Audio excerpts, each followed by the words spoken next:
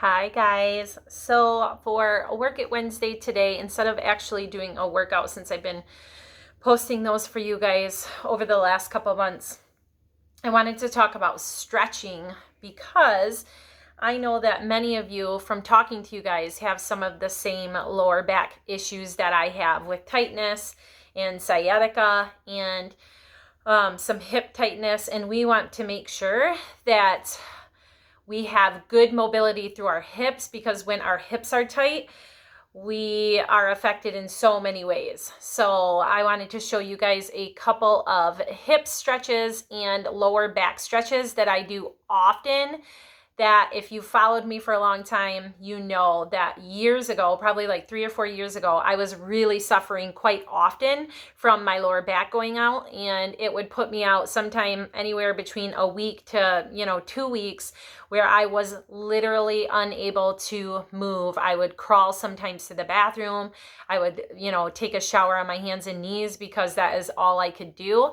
And the more I have learned to stretch, the better it has been. So I want to be able to share those with you guys as well. These are also moves that are very, very common in my stretch and strength class. So if you come to that often, you probably will recognize all of these and are already doing them. But if you don't come and these feel good to you, know that this is a really great class if you want to attend something to really help strengthen your core, stretch you, build flexibility and mobility, and use our body weight as weight to help build strength as well. So stretch and strength is every Wednesday night. So it will be tonight at 6:30 at the Coliseum. So you just need to bring a water bottle and a mat and wear your mask in and out. But yeah, so I am going to show you guys some of my favorite hip openers and lower back stretches. So we're going to start on our back. This is one of my favorite lower back stretches, is just having your arms out. Knees are going to come up 90 degrees, and you're going to drop your knees to the side. I'm going to go to the opposite side so you guys can see what I'm talking about right here.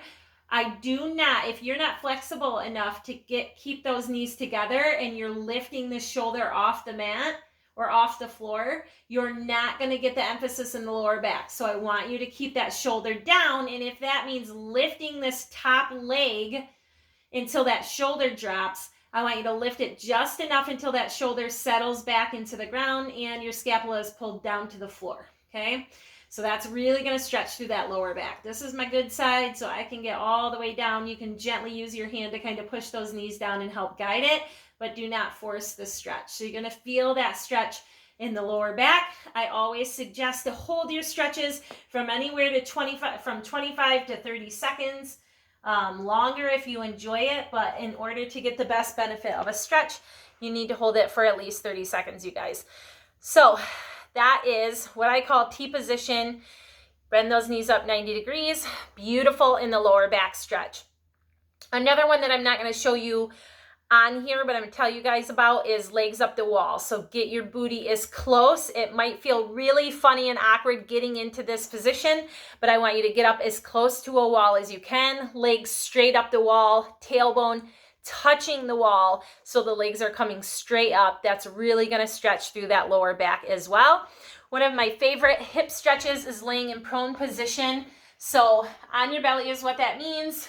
You're going to open up your feet nice and wide. So if I want you to think about, if you have a yoga mat, you would open up those knees off the yoga mat, and this is where those hips start to open. You push through those heels up to the sky, and then you start to tap one foot in. So I call this the Cocker Spaniel, because I had a Cocker Spaniel growing up, and this is how they would lay. And I know not just Cocker Spaniels do that, lots of dogs do that, but it just looks so uncomfortable, right? Maybe they had it all figured out.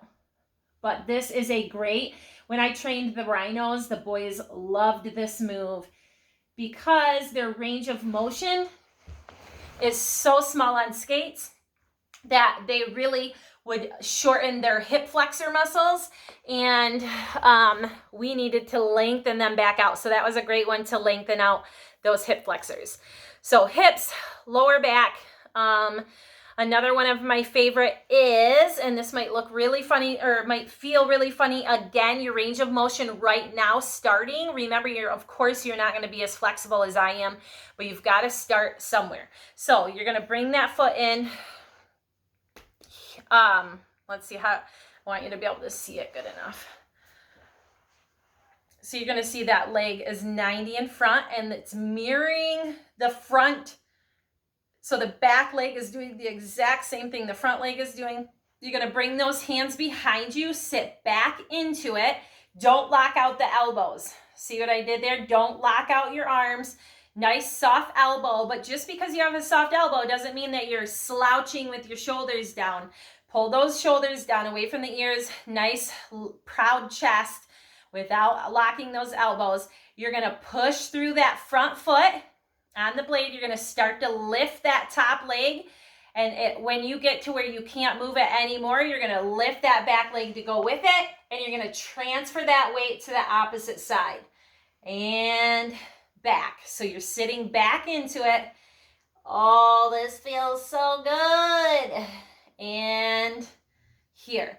So if you can only get to right here and you have to stop because your hips are so tight, that's okay, you guys. That's natural. That's why you're doing these moves. You've got to lengthen them out. You've got to build your mobility and your flexibility back up, but you're never going to do that if you're not trying the moves. So every time that you do them, you're going to be able to get a little deeper into that stretch. Another big thing when you're stretching, you guys, is make sure you are breathing. I know that sounds so funny, and you're like, of course I'm breathing, Nikki. But really, especially when you're doing new things or when things start to feel a little bit uncomfortable, our natural reaction is to hold our breath. So you are going to get the best benefit from a stretch if you take a nice deep breath in and breathe out and really breathe through those movements. Okay, so those are 3 of my favorite stretches. I have so many that I go through in my stretch and strength class. So if those feel amazing to you and you want more, come see me in my stretch and strength class Wednesday nights at the Coliseum, 6:30 p.m. I also have Pound on Wednesday nights at 5:30. But yes, T position, lower back, prone position on your belly, open up, drop those heels in for those hips, and then sit up and do that hip opener. 90 degrees in the front, 90 in the back, or wherever it's comfortable to you. Sit back into it and transfer that weight right to left. So I hope those are helpful for you guys. Leave me a message below. I want to start doing Work It Wednesday videos every Tuesday night, posting them on Wednesday for you guys. So I would love to know what different types of videos you want me to do, things that you, questions you may have, or even just, do you want an upper body workout? Do you want a lower body? Do you want strictly back? Do you want strictly biceps? Do you want cardio? Do you want abs? Whatever it may be, tell me what you guys want, and I will start doing those for you guys. So I hope you have a great Wednesday. Happy hump day, and I will see you later. Bye, guys.